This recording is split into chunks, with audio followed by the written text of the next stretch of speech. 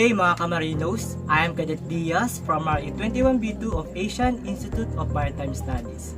And today, I'll be showing you my air piston compressor. So here is my final work. And these are the materials that I've been used for making my air piston compressor.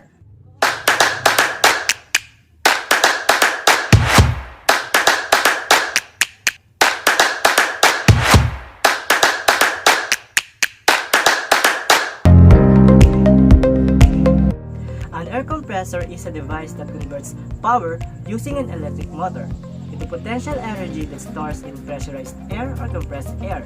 By one of several methods, an air compressor forces a lot of air into storage tank, which increasing the pressure. So here is the final product, and these are the parts: the crankshaft, connecting rod, piston rod, the piston crown, cylinder, inlet valve, outlet valve, the base, and also the electric motor. An electric motor is an electrical machine that converts electrical energy into mechanical energy. The inlet and outlet valve are used to direct the flow of air, while the piston is used to generate the flow of air. When the piston is pulled up, in this position, the air gets sucked into the pump through the inlet. When the piston is forced down, in this position, the air becomes compressed and closes the inlet. The air flows out from the outlet. So here is the process.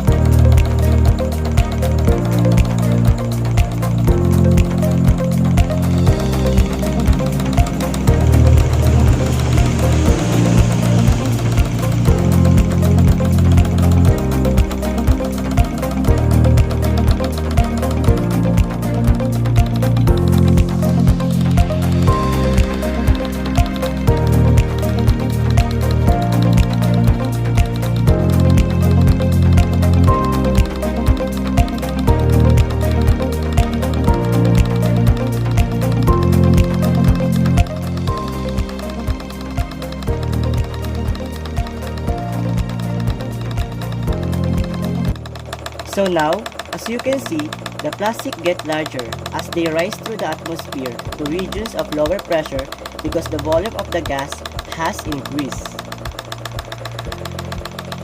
So, the working principle of air pump is two vehicle-driven air pump of the engine crankshaft, which will drive the piston pump outgoing gases through tubes into air reservoir.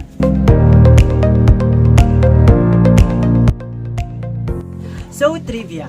Did you know that the first inventor of air pump was a German physicist and a philosopher named Otto von Guericke, who invented the first air pump and used it to study the phenomenon of vacuum and the role of air in combustion and respiration.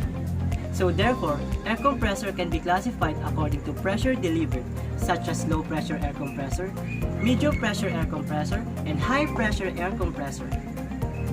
Low pressure air compressors, which have a discharge pressure of 150 pounds per square inch or 10 bars or less.